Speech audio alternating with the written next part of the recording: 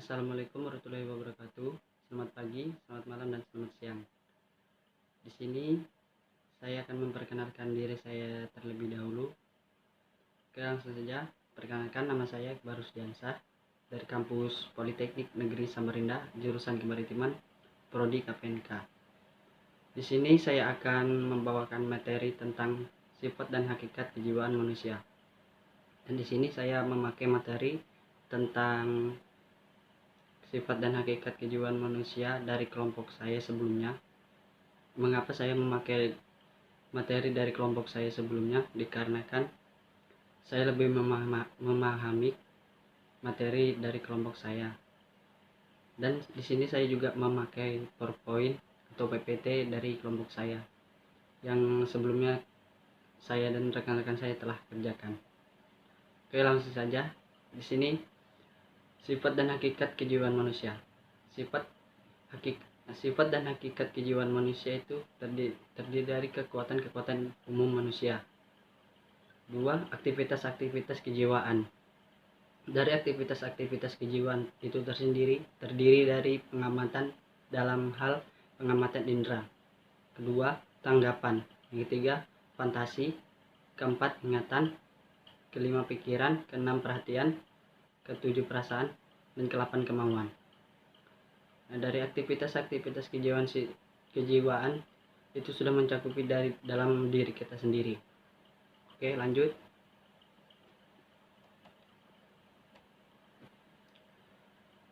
Satu, kekuatan-kekuatan dan umum manusia.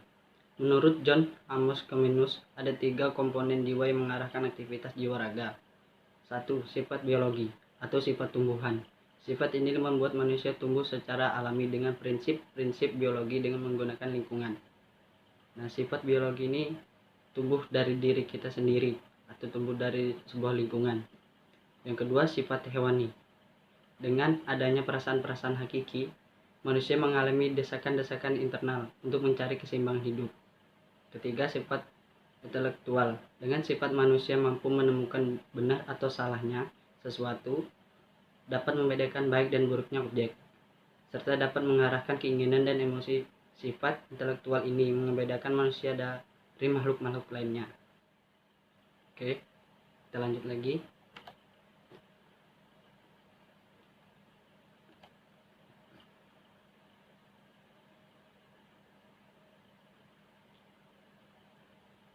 Reus mengungkapkan ada 5 kekuatan jiwa manusia yang terdiri dari 1. Penginderaan, 2. Perasaan, 3. Keinginan, 4. Kemauan, dan 5. Akal.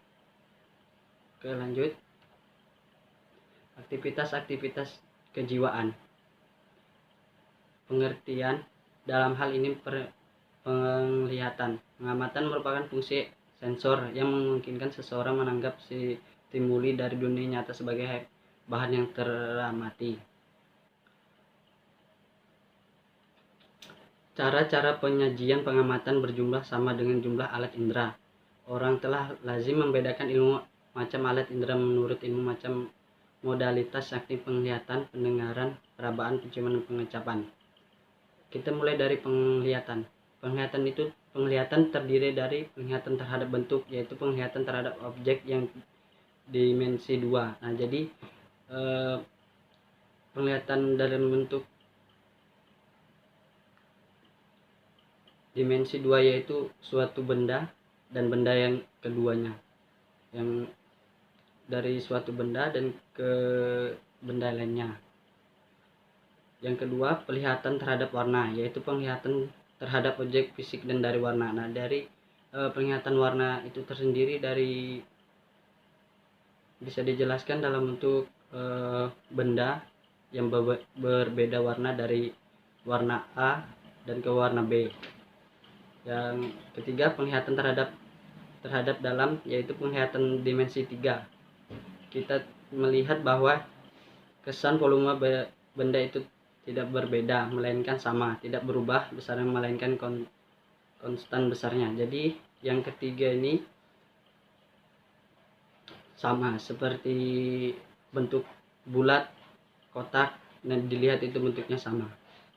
Oke, lanjut. Pendengaran.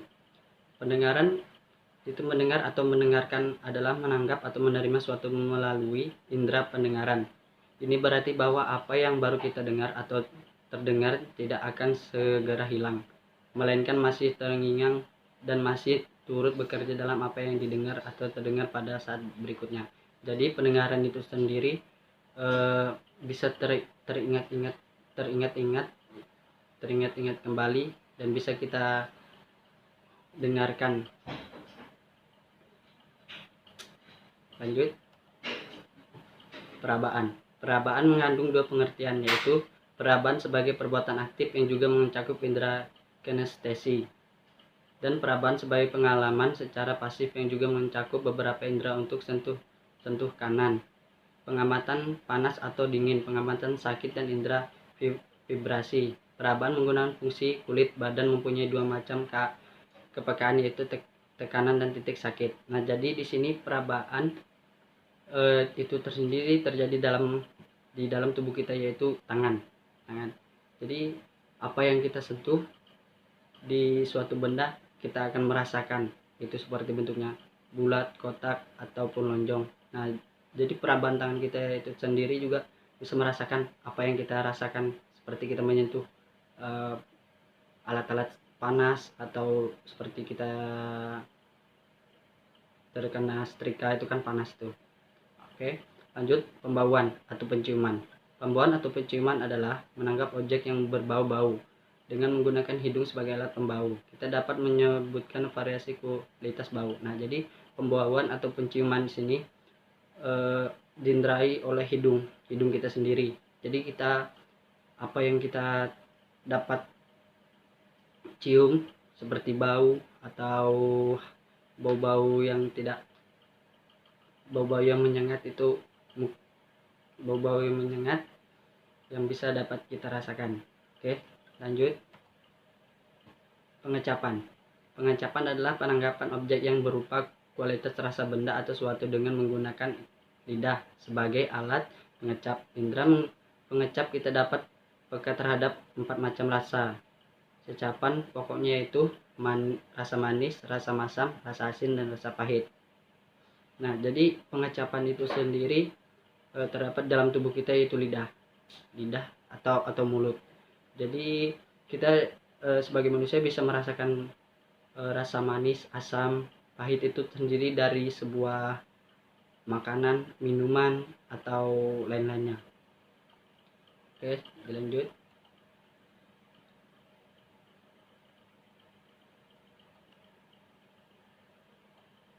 Tanggapan bisa didefinisikan sebagai bayangan yang menjadi kesan yang hasilkan dari pengamatan. Ada 3 macam tanggapan, yaitu 1. Tanggapan masa lampau yang sering disebut sebagai tanggapan ingatan.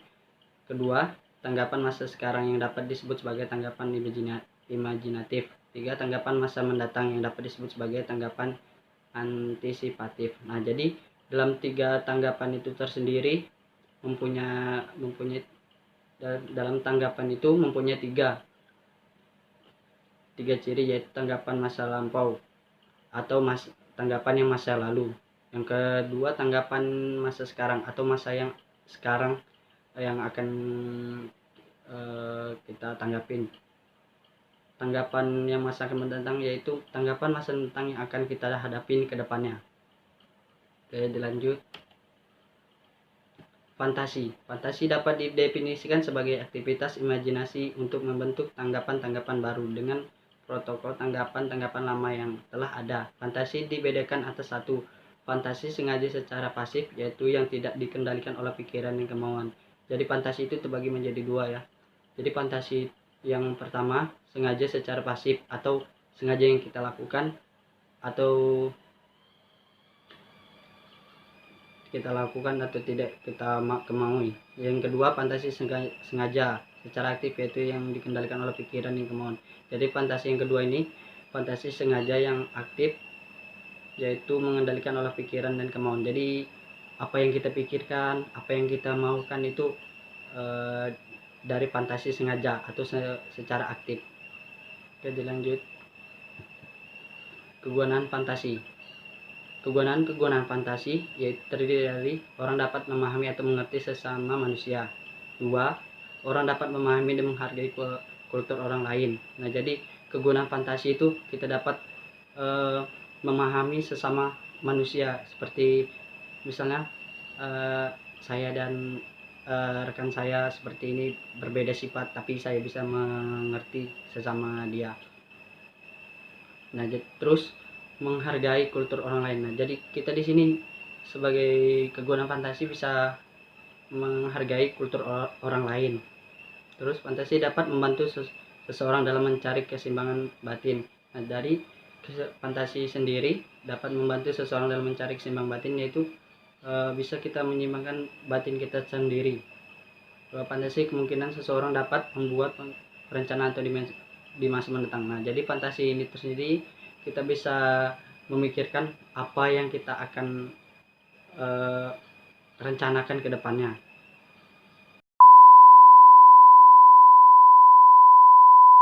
Oke, dilanjut.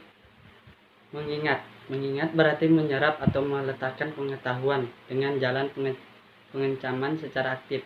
Fungsi ingatin itu sendiri meliputi 3 aktivitas, yaitu 1. Mengencamkan, yaitu menangkap atau menerima kesan-kesan. 2. Menyimpan kesan-kesan. 3. Memproduksi kesan-kesan. Nah, jadi dalam mengingat itu kita bisa menyimpan apa yang kita dapat, terus memproduksi apa yang kita dapat, terus mencamkan. Mencamkan itu seperti menjalankan di dalam hidup kita. Oke, dilanjut. Sifat-sifat yang baik dari ingatan adalah cepat, setia, kuat, luas, dan siap. Pengencaman terhadap sesuatu kesan akan lebih kuat apabila 1. Kesan-kesan yang dicamkan dibantu dengan penyuaraan. 2. Pikiran subjek lebih terkonsentrasi kepada kesan-kesan itu. 3. Teknik belajar yang dipakai oleh subjek adalah efektif. 4. Subjek menggunakan titik ingatan. 5. Struktur bahan dari kesan-kesan yang dicamkan dalam dan jelas. Oke, dilanjut. Pikiran. Nah, pikiran dapat diartikan sebagai kondisi letak hubungan antara bagian pengetahuan yang telah ada dalam diri yang dikontrol oleh akal. Dari pikiran itu letaknya di letak hubungan antara bagian pengetahuan yang telah ada dalam diri yang dikontrol oleh akal. Jadi akal itu mengontrol semua pikiran yang kita sebagai manusia. Oke, dilanjut. Perhatian. Nah, perhatian adalah cara menggerakkan bentuk umum cara pergaulannya jiwa dengan bahan-bahan dalam medan tingkah laku. Dengan versi lain, perhatian dapat diartikan 2 macam, yaitu perhatian adalah pemustaan tenaga atau kekuatan tertujuan kepada suatu subjek. 2. Perhatian adalah pendayagunaan kesadaran untuk menyertai sesuatu aktivitas. Nah, ada berbagai macam perhatian yang ada pada pokok meliputi 1. Macam-macam perhatian menurut cara kerjanya. Nah, dalam macam-macam perhatian menurut cara kerjanya itu sendiri meliputi 2 hal, yaitu perhatian spontan, yaitu perhatian yang tidak sengaja atau tidak kehendak subjek. Jadi perhatian spontan yaitu seperti kita refleks, seperti kita misal dikagetin oleh teman kita sendiri, terus kita refleks bisa tangan kita refleks untuk memukul teman kita. Nah, seperti itu. Yang kedua, perhatian refleksif, yaitu perhatian yang disengaja atau tidak atau sekehendak subjek. Nah, jadi perhatian reflektif itu apa yang kita lakukan, nah itu termasuk ke dalam perhatian yang disengaja atau bisa disebut perhatian refleksif. Nah, yang kedua, macam-macam perhatian menurut luasnya. Nah, di sini dalam macam-macam menurut luasnya ya terdiri dari dua, perhatian intensif dan perhatian tidak intensif. Terus yang ketiga, macam-macam perhatian menurut luasnya. Macam-macam perhatian menurut luasnya juga terdiri dari perhatian terpusat, yaitu perhatian yang tertuak pada lingkup objek yang sangat terbatas. Nah, jadi perhatian tertuju itu yang bisa maksudnya itu tertuju kepada lingkungan atau objek yang sangat terbatas. Kedua, perhatian terpancar, yaitu perhatian yang pada suatu saat tertujunya kepada lingkungan objek yang luas atau tertujunya kepada berbagai macam objek. Nah, jadi di sini perhatian terpancar itu kita tuh tidak tertuju kepada suatu objek. Jadi itu kita tertuju kepada semua objek yang ada yang kita lihat di depan mata kita. Jadi kita tidak tertuju kepada objek yang A, B, dan C. Jadi itu kita tertuju kepada semua objek seperti A, B, C, D. Nah, seperti itu. Oke, dilanjut. Perasaan. Nah, perasaan dapat diartikan sebagai suasana psikis. Nah, jadi perasaan itu dapat diartikan sebagai suasana psikis yang mengambil sebagai pribadi dalam situasi dengan jalan membuka diri terhadap suatu hal yang berbeda dengan keadaan atau nilai dalam diri. Nah, jadi perasaan itu terciptanya dari diri kita sendiri, seperti apa yang kita rasakan, seperti kita lagi senang atau lagi galau gitu. Terus jenis-jenis perasaan dapat dibagi atas dua, yaitu perasaan jasmani, yaitu perasaan jenis ini sering juga disebut sebagai perasaan rendah atau perasaan yang kita seperti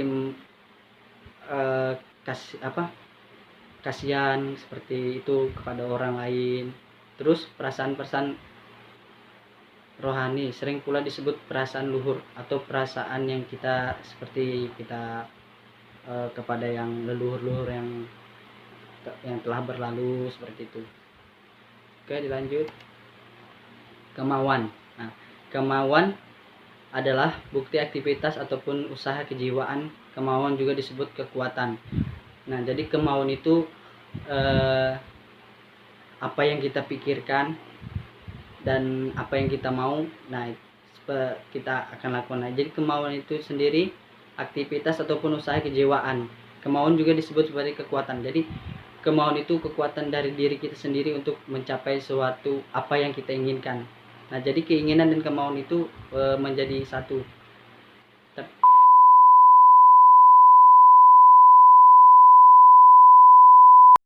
Dilanjut. Sekian dan terima kasih. Mungkin sampai di sini saya materi saya. Jika ada salah kata atau salah penyampaian materi, saya mohon maaf. Dan pada dasarnya di sini juga saya dalam masa pembelajaran. Jadi saya mohon maaf jika ada salah kata, yang penempatan kurang pas atau penyampaian materi yang kurang pas atau ada yang tidak jelas, saya mohon maaf. Dan di sini juga saya akan menceritakan sebuah pemikiran saya atau apa yang saya rasakan selama kuliah daring. Nah, jadi di sini saya merasa kurang efektif aja kuliah daring. Dikarenakan kenapa? Ya, menurut saya sih, sebagai saya diri saya sendiri, saya orangnya tuh pemalas untuk kuliah. Jadi sedangkan kuliah bertatap muka aja mungkin saya merasa malas, apalagi kuliah daring atau jarak jauh ya. Jadi saya itu sangat malas, orang sangat malas lah, bisa dibilang sangat malas. Jadi menurut saya kurang efektif. Kalau bisa di secepatnya pemerintah memikirkan apa yang harus dilakukan oleh kampus-kampus lain untuk mencari solusi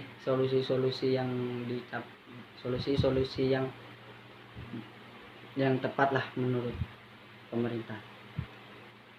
Jadi di sini juga saya ceritakan selama saya kuliah di sini saya juga kerja. Di sini juga saya kerja sebagai supir ekspedisi. Nah, kenapa saya menyukai pekerjaan supir ini? Karena kan apa yang kita belum dapatkan di suatu tempat, kita pasti bisa rasakan, dan terus kita bisa menjelajahi semua pelosok-pelosok, terus kabupaten atau kota-kota yang belum berkenal tindak. Nah, syukurnya saya di sini, saya di umur yang masih muda, saya sudah pernah menginjakan seluruh satu Kalimantan.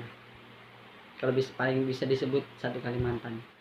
Nah, saya sendiri sangat senang sih saya bisa menginjakan kaki di pulau kelahiran saya sendiri. Oke, sampai sini saja presentasi dan cerita pengalaman selama pandemik kuliah ini. Jadi mohon maaf jika ada salah kata, salah penyampaian omongan saya mohon maaf. Assalamualaikum warahmatullahi wabarakatuh.